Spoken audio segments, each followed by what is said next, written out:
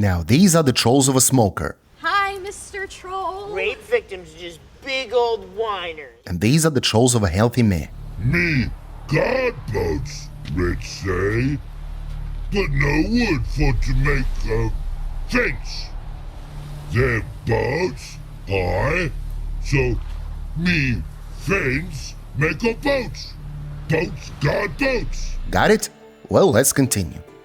While the first and second trolls have a lot in common, like intelligence levels, let's not talk about that. In our usual bestiary format, let's talk about some of the coolest characters in the Witcher world. The Witcher 3 is a game with great characters. They're all charismatic and memorable, and that's why everyone picks their favorites. Someone admires Geralt's courage, someone holds their breath when they see Ciri, and someone is in awe of Yennefer's strength. But you know what? There are characters who will overwhelm all your Witchers and Sorcerers with their charisma. Once you meet them, you just can't be indifferent. You just can't miss them. These are the Trolls. And you're on the Old Witcher channel. And today the Old Witcher will tell you about the Trolls' long journey from Scandinavian mythology to becoming the coolest creatures on the continent. Mythology. Let us start our video with the mythological trolls, whose image has changed over the millennia and has greatly influenced the modern world. The word troll itself comes from Sweden and is translated from Swedish as enchantment or magic.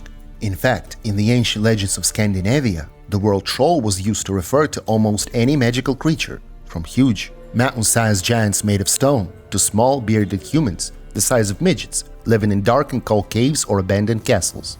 However, the troll has come down to us as a huge and stupid stone-like creature, and legends about the little ones have become more associated with dwarves, leprechauns, and the like. The myths and legends about trolls were most widespread in Norway, where they became an important part of the culture, and it was from there that the image of the stone giants came, which is still used today. Trolls appeared in our world thanks to the legacy of the Jotun giants of Jotunheim. They settled in the mountains and forests because when they sat still, they looked like mountains, and in the forests they could hide behind the crowns of huge trees. The stories about them are related to those about ogres, cyclops, and other similar giants. The trolls were originally seen as the embodiment of evil.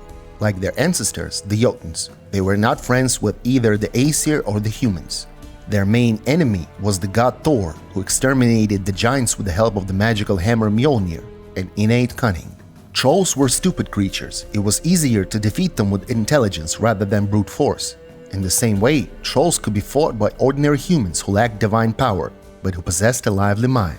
However, it was not always necessary to go to war with trolls. Sometimes it was possible to negotiate with them, for they have a sense of justice. For example, the Norwegian fairy tale The Troll at the Feast tells how a troll named Thor wanted to drink beer and came down to the valley to visit the feast of ordinary people. However, they decided to chase the troll away and did not want to share the beer with him. Everyone shooed the troll away, but one man noticed and decided to do something about it. He invited the troll to his house on the outskirts of the town, and being a hospitable gentleman, he let the troll eat and drink whatever the giant wanted. The troll calmed down a bit, but to satisfy himself, he drank all the man's beer and even ate his cow. He held a grudge against the people who had driven him away, and so he told the hospitable host about it. He quickly thought of a way to get back at them, so as not to leave the good host in the lurch. And he said, "I have caused you some loss, O human host. I have drunk all your beer and eaten your only cow. But be not sorry, for I will give you the whole valley of Urebo. I will clear it of stones, and you shall live there." The troll took the man and his family into his pocket, went up the mountain, struck one of the peaks with his fist, and the peak was covered with stones, little ones. Then he came down and cleared the valley of stones, and the hospitable man got all the land for himself. Already at the time when Christianity came to Scandinavia, Thor's place as a god fighting trolls and Jotuns was taken by Olaf the Saint. The hero of the old legend possessed extraordinary powers. He could turn trolls into stone forever and destroyed many evil giants. The trolls remembered this man, and when he died, they became very angry with the Christian churches, throwing stones at them and destroying them. Trolls are divided in their strength, and some of them can even transform into humans. Their goal is to mostly trick humans, kidnap them, and eat them after cooking them in a tasty way.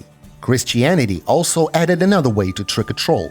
Previously, it was said that the giant should be lured into the light, where its rays would turn it into a stone. But now the method of fighting trolls became the Christian cross and the ringing of church bells, the sounds of which caused the troll a lot of pain. Trolls were one of the most popular characters in Scandinavian and British fairy tales. There are several geographical sites in Britain where the trolls are believed to have turned to stone. Most of the time, however, they are not even assigned the role of mountain or underground giants, but the role of guardians of bridges. The image of the troll under a bridge has been passed down from generation to generation, and over the centuries, a great deal of detail and interesting stories have been developed. In essence, the troll became inseparable from the bridge and became one with it. He would charge a fee for someone to cross the bridge, usually something insignificant like a cake or a dried fish. But sometimes the troll asked for favors or money. Some stories say that if a person approached the troll with malicious intent, the troll would not let them cross the bridge for any reward. He might even attack people who were particularly harmful in his regard. The bridge to which the troll was attached could be a bridge built by the troll itself, or it could simply be a dilapidated bridge built by a person that the troll had decided to call his own. The troll would constantly repair the bridge to which he was attached and would only appear in its vicinity. When the troll died, the bridge quickly fell into disrepair. When a human destroyed a bridge, the troll on that bridge was usually killed as well. Sometimes, however, the trolls would leave the old abandoned bridges and find new, busier crossings to collect more goodies. Trolls have never left the legends of the people of the world, and stories about them have spread very widely across the continent, going through the centuries and only adding and multiplying, never going into oblivion. A troll has become a great character for any fantasy work. Already in the 20th and 21st centuries, their image was loved by writers of the fantasy genre and was implemented in literature, cinema, music, and finally, video games. In 1945, the Finnish writer Tove Jansson wrote her legendary mummy troll, completely revising the view of these creatures and depicting them as small, friendly creatures resembling humanoid hippopotamuses. A more standard view of the trolls was promoted by Sir J.R.R. Tolkien, who made them fairly canonical in his book The Hobbit. Huge, strong, stupid, and evil creatures who turn to stone at the first ray of sunlight. Bilbo Baggins was able to outwit the trolls by arguing with them about the proper way to cook the dwarves they had captured. He was able to buy some time, and the dwarves and the hobbit waited until dawn when the giants turned to stone. The most recent look at trolls belongs to the German author Christoph Hardebusch with his trilogy about mountain trolls, and also the notorious Terry Pratchett, who in his stories about the flat world even justifies the reason for the troll's stupidity. Allegedly, it was all due to the poor functioning of a troll's silicon organic brain, which at normal temperatures, as well as in conditions of warm and hot days, is very slow at processing information. This brain reaches its full potential in the harsh cold, when it approaches a genius level of intelligence. Wow! Trolls are mentioned in a number of other works, and in the game industry they eventually became one of the most common, if somewhat cliched characters. The Trolls of the Witcher world. In the trilogy of games about The Witcher, the trolls could not be left outside, and here they are incredibly charismatic and memorable. Trolls vary in appearance, behavior, and physical abilities. They are all incredibly stupid, love vodka and other alcoholic beverages, elven and human flesh, but often try to imitate humans and coexist with them. You must also remember that trolls are dangerous. They are huge, thick-skinned, powerful, and often very vulnerable. It is not uncommon for them to attack a human without thinking. It is very easy to offend a troll, and if a troll has taken over a bridge, people better pay to cross it. Trolls have primitive human speech and in many ways mimic human behavior. If a troll can be tamed, it will become the world's most loyal ally. In the Witcher book saga, the troll is featured for the first time.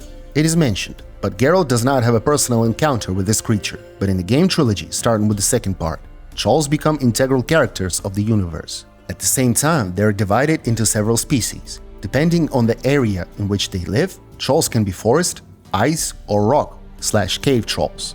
The latter are the most aggressive of their brethren, but the former are considered the friendliest. They interact with humans more often than their brethren and often hang out near busy bridges. In the second part of the game, the Witcher Geralt of Rivia encounters one of these trolls near Flotsam, and the creature is not very friendly. The troll built a huge bridge to Aedirn, kept it in order, and charged people to cross it.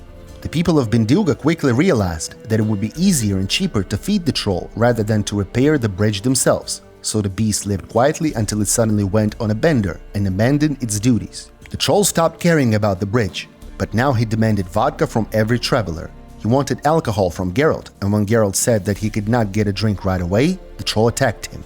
A fight started, but when the troll saw that the Witcher did not run away like all the others, it stopped and asked Geralt not to kill him. The Witcher agreed, and in return the troll told him why he got drunk. The simplicity with which he told his story was quite heartwarming, and even though the troll can be killed, I don't know how anyone would have the courage to do it after hearing the story of the monster. You're drunk. Vodka good? Head hurt, aye, but no pain in brain. The Witcher found the troll woman's killers, and after that, the troll returned to his duties. During another encounter with the troll, the Witcher met one near Vergen, and a surprising love triangle ensued between the troll's jealous wife, and the sorceress Triss Merigold. The Bestiary entry goes like this.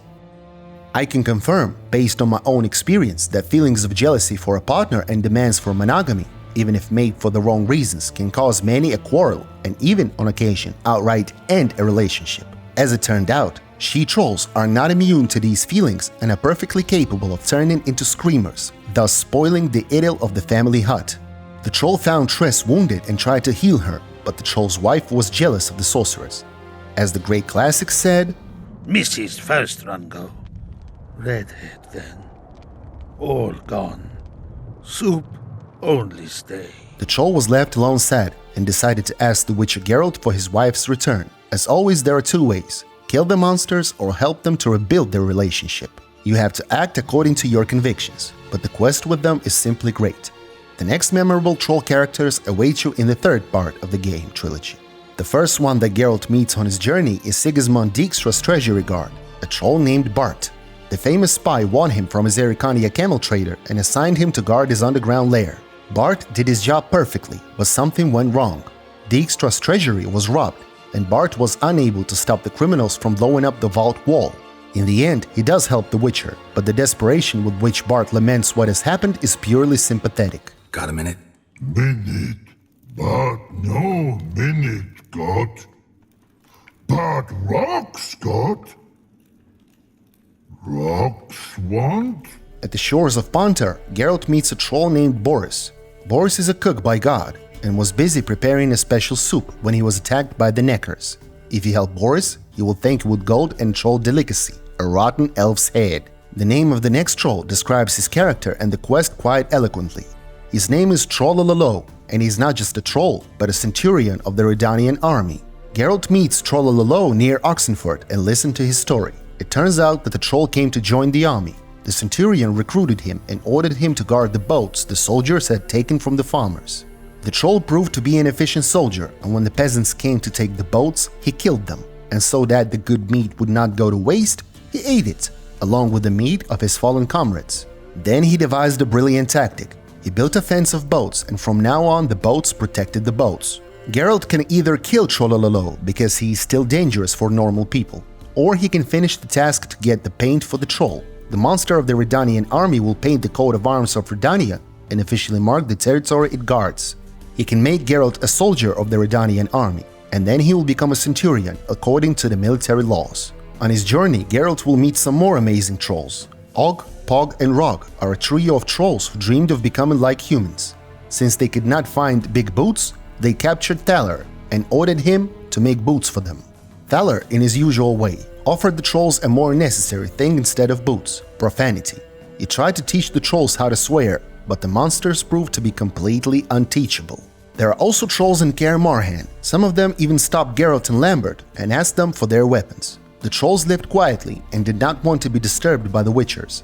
Geralt and Lambert can either kill the trolls or give them their weapons, and when they return, they get their blades right back. The troll Wham-a-Wham killed the miners who came to his cave and started to dig for precious stones. He warned them not to do that, but the miners didn't listen, and the troll did the same to them. Obviously, Geralt always has to choose when it comes to these stupid giants: kill them or let them live. Still, there are dangerous creatures who can kill a human just for fun and then eat them without blinking an eye. But on the other hand, they kill not out of malice, but simply because they want to eat, and they do not understand the morality of the fact that murder is bad. They are naive and simple. They don't even suspect that anyone can be deceived. They don't know anything about lying, and they're always as honest and insanely fair as possible. That's what makes them so attractive. The trolls of the Witcher world are a direct prototype of the long-held notion of trolls. They are stupid, strong and dangerous, but they often inspire real sympathy. They want so much to be like humans, and they genuinely don't understand what exactly they're doing wrong. Well, that's all for today. Leave a like if you liked the video and subscribe to the channel. Click the bell to make sure you don't miss any of our videos about the Witcher universe on the channel. Write about your favorite trolls, what the author did wrong, what he forgot, and which monsters of the Witcher universe we should talk about in the future. Anyway, thanks to everyone who watched this video to the end, and see you soon when the old Witcher speaks once again.